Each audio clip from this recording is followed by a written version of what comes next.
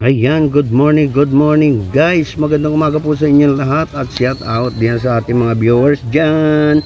Good morning. Ayan, nandito ngayon tayo sa Kalakalan.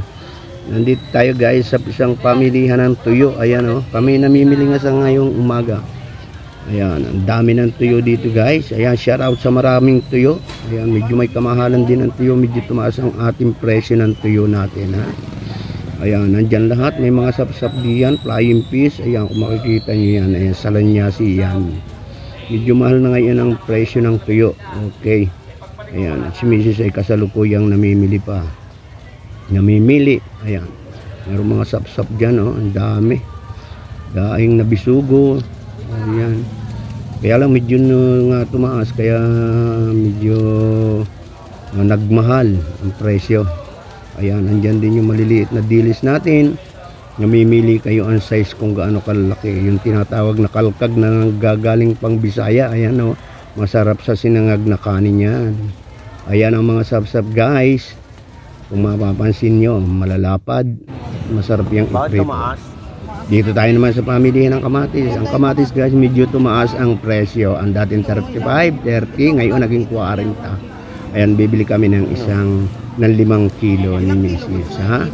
Napakaraming kamatis dito. Samut-saring iba't ibang klaseng gulay din ang nandito. Ayan. Mapapansin nyo hanggang doon ito sa dulo. Ayan. Ayan, nakikita nyo yan guys. Yung mga pipino natin, ang dami dyan. Mga luya, sili, kung mga ano-ano.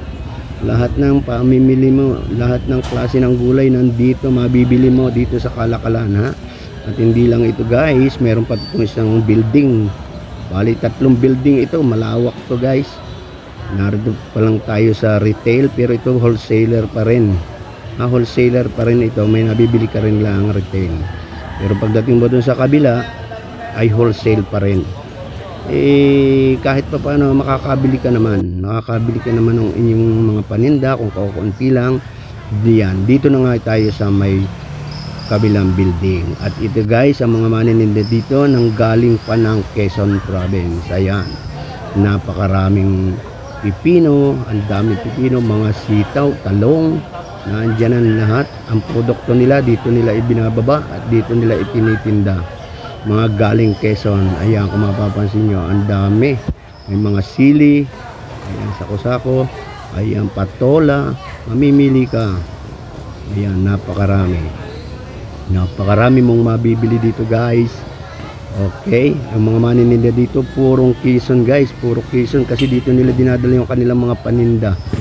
Ayan, ito dati noon ay retail talaga, retail ang mga tinda dito, pero naiba na. Ayan, at kung mapapansin nyo yung mga nakaraang bagyo, yung bagyong Christine, itong Kalakalan na ito ay lumubog ito guys. Napakaraming nating manininda ang mga nalugi diyan, yung mga negosyante diyan. Nandiyan may mga inchik dyan, mga nagtitinda ng sibuyas. Ayan, yung kanilang mga panindaman din ay naglutangan daw, sabi nila.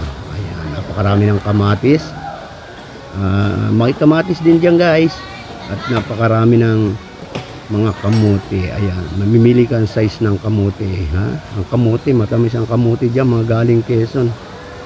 Ayan tingnan nyo guys, napakalawak na itong pamilihan ng Kalakalan ng Tanawan ito. Dito ito sa may Sambat, parte ito ng Sambat. Ayan guys, doon sa may ilaw na yun, sa may dulo, yun yung ating pinuntahan kanina na building, na doon tayo namili. Ayan, ito yung padalawang building. Napakarami pa rin manininda ng puro taga Quezon. At diyan sa mga sidewalk na yan, madadaanan mo dyan, marami din paninda diyan. Nandyan lahat yung mga green natin na dahon, kangkong, saluyot, ayan, kung ano-ano pa. At dito tayo sa labasan guys ngayon, kasalukuyan kami tumitingin ng pipino. Ayan, yung entrance ito ng Kalakalan dito sa may labas, ay dito ay napakaraming tindahan din, dahil yung kabilang tindahan doon, nung sila doon nakatayo, ay lumubog sa baha, kaya sila inilipat dito. At sa ngayon ay ginagawang building na rin yung kabila na yon. Ayan ang daming gulay dito guys. Medyo madilim pa. At napakarami ng prutas sa panahon ng tag-araw dito guys. Bumabagsak ang napakaraming prutas. Ayan, nandiyan ang lahat. Nariyan ang mga pakwan, melon, mangga, kung ano-ano pang mga prutas ang mabibili mo dito pagdating ng tag-araw. Ayan. Ang dami pa rin mamimili guys. Mag-aalas 7 na ng umaga. Ayun ang mais, ang dami. 15 pesos ang isa. At ito ang singkamas guys. Medyo may kamahalan pa rin ang singkamas dahil hindi gaano pa naman karamihan. Ayan, 135 daw yung maliit na bundle. Yung malaki, 180. So, medyo mahal. Singkamas mo? Ito, napakarami ng ating mani. Ayan. Mani panglaga. Ha? Masarap yung mani kapag inilaga. Ayan guys. O, ayan. Ang daming paninda nila. Okay, kung malapit ka din lang guys dito kayo mamili at marami kayong mabibili dito, ha? Ang napakaliit yung presyo, marami kayong mabibili. Ayan, tambak ang pichay, guys. Bagsak ang pichay. Ang pichay na yan dati, Good morning, mga 600 hanggang 1,000 kung mabibili mo noon pag tagmahal. Pero ngayon, mahigit na lang 100. At ayan yung kanilang mga manininda. Ayan mga suki ko pa dati. Dahil ako dito talaga namimili sa akin tindahan. Okay, ayan o, ang daming pichay guys. 40 lang ang kilo niyan. Dito sa banda dito tayo, ayan ang daming Indian Mingo, ha? Dati nun, sako-sako rin ako kung bumili ng Indian Mingo nung wala pa tayong ganong kalaban doon sa ating tindahan. Pero ngayon ay nagbago na sapagkat marami na ang natuto, ha? At tapos na kami na pamili, nandito na kami sa aking pinagparkingan. Okay, ayan. Mag-aalas 7 na ng umaga, tanghali na, pero marami pa rin mamimili. Ayan, maraming salamat sa ating mga viewers.